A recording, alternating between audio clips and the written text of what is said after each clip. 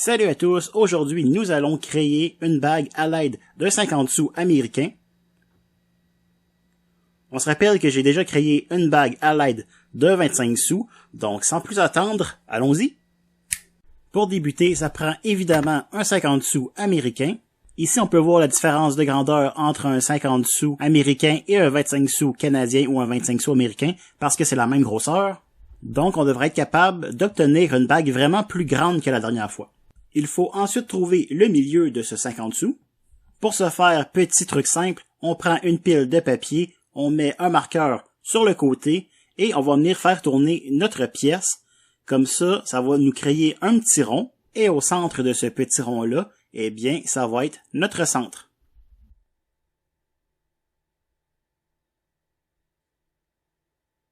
Une fois notre centre trouvé, on va venir le marquer à l'aide d'un petit punch et on va venir percer un trou.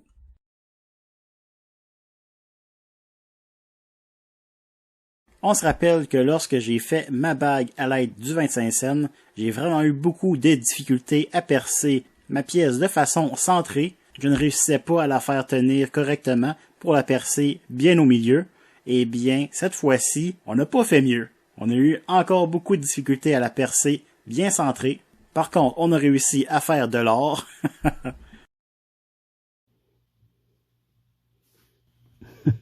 On dirait les tentacules d'un kraken qui essaie de sortir de la pièce.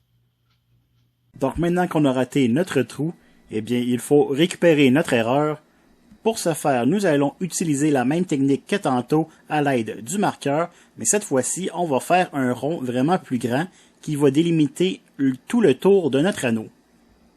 Donc une fois qu'on va avoir un rond parfait, eh bien on va pouvoir prendre une petite lime et venir enlever tout le matériel qu'on a besoin d'enlever à l'intérieur de ce cercle pour ne garder que l'extérieur et avoir un beau rond. Tant de temps qui aurait pu être sauvé si on aurait percé correctement notre pièce. On peut remarquer que j'ai mis du ruban adhésif autour de notre pièce, c'est pour éviter que l'étau laisse des marques sur notre pièce. Donc notre rond est mieux formé et on va pouvoir enlever le ruban adhésif et commencer à le pousser sur le mandrin. Mais avant, on va le chauffer et le refroidir pour pouvoir le ramollir avant de le travailler.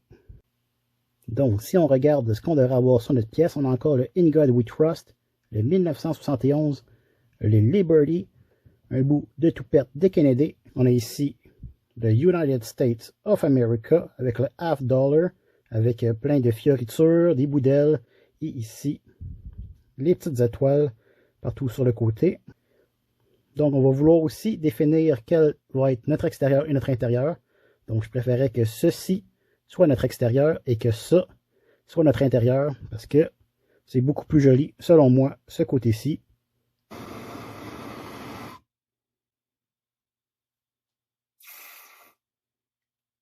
Donc, une chose que ça va vous prendre, c'est un mandrin en fer pour pouvoir pousser l'anneau, le former sur celui-ci.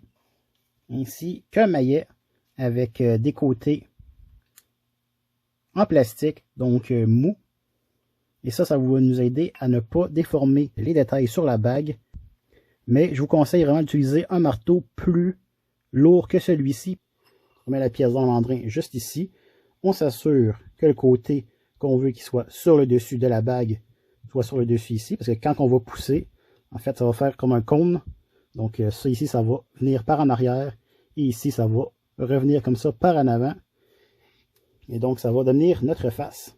Donc, la manière de former notre bague, ça va être de tenir fermement notre anneau à l'aide d'une main et de taper avec l'autre tout en tournant. Donc, vous pouvez voir ici la technique. Donc, en cognant sur notre anneau, ça va avoir pour effet de le faire descendre sur le mandrin et donc d'élargir le milieu et éventuellement, on va avoir une bague.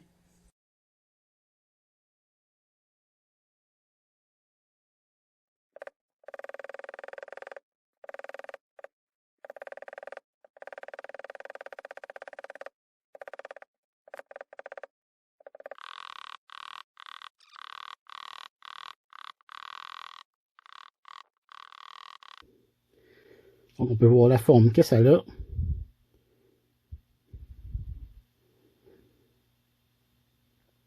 Donc pour le moment, on s'en sort très bien.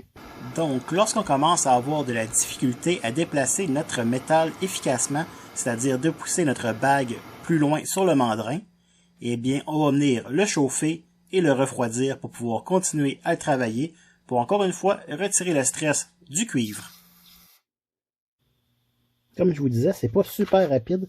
Donc un petit truc que je me suis trouvé, c'est de venir marquer l'endroit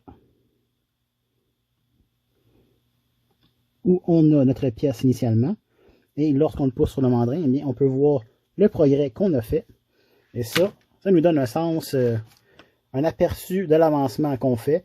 Parce que sinon, des fois, on tape, puis on a l'impression que ça n'a pas beaucoup avancé sur le mandrin. Mais là, avec ça, on le sait.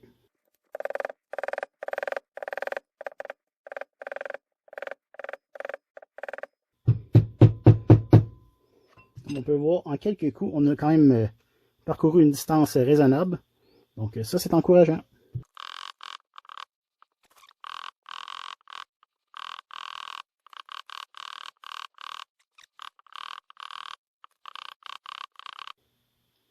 Donc on peut voir qu'on a passé, je vous montre le mandrin au complet, d'ici sur le mandrin jusqu'ici. Donc on a eu une belle avancée. Donc quand on sent qu'on a une plus grande résistance, eh bien on va l'enlever, on va encore la chauffer pour la ramollir.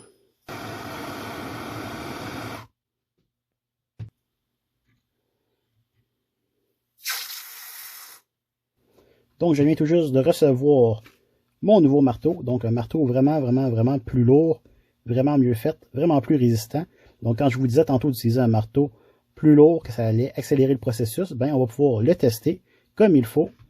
Ici on peut voir qu'il est vraiment petit, léger, donc ça devrait accélérer le processus quand même pas mal. Donc on est venu marquer ici où notre bague arrive, et on va essayer d'utiliser notre nouveau marteau plus lourd.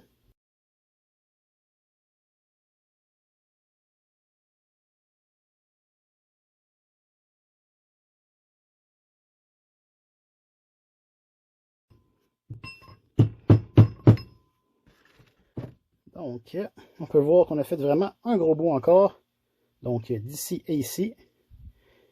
Donc, on va être dû pour le réchauffer et le ramollir un peu. On peut voir qu'avec le marteau plus lourd, eh bien, ça va vraiment mieux. Et donc, pour la suite, c'est la même chose. Donc, je vais me permettre de mettre ça assez rapide et de faire un bond dans le temps pour se rendre jusqu'à la prochaine étape. Ici, petite astuce, lorsque la bague est vraiment bien pognée, on a de la difficulté à l'enlever, on peut venir le chauffer un tout petit peu.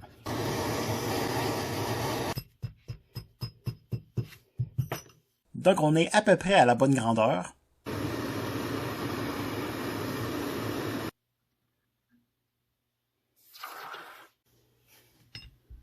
Donc, on prend notre bague, on la met sur notre mandrin à l'envers. Donc, comme ceci. Et on va venir taper tout le tour ici, en faisant des ronds, pour venir fermer l'anneau. Donc, on peut voir ici qu'il y a un espace. Donc, on va juste venir un peu taper tout le tour.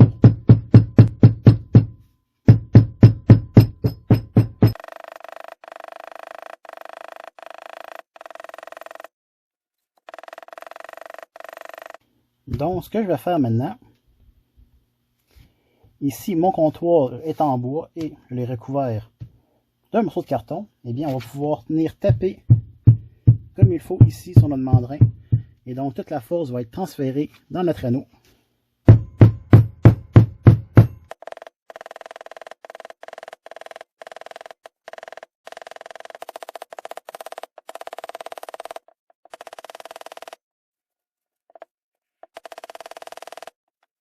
Donc, on peut voir qu'on a pas mal fait un beau gros travail, mais on va le réchauffer une fois.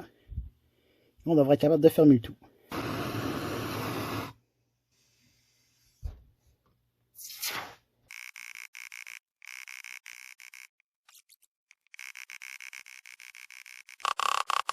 Donc voici le résultat final. Il va nous rester à faire la finition de la bague. Pour ce faire, on veut lui donner une belle couleur oxydée. pour ensuite venir enlever l'oxydation sur les points les plus surélevés, donc le relief de la bague. Pour ce faire, je vais prendre une petite éponge air écuré et je vais venir frotter l'intérieur et l'extérieur. Ça va vraiment faire popper les dessins de la bague. La grandeur de la bague est d'à peu près 12,5. Et donc, si on vient voir si la bague me fait, parce que c'est un peu ça le but de cette bague-ci, on peut voir qu'elle me fait à mon annulaire. Donc voici le résultat final. Super content de la bague, du résultat qu'on a réussi à obtenir. Vraiment, elle est super jolie. On peut la voir ici aux côtés de la bague que nous avons fait précédemment à l'aide du 25 cents américain. Donc j'espère que tu as aimé la vidéo. Si c'est le cas, laisse un j'aime et abonne-toi. Et je te dis à dans 2 semaines. Au revoir!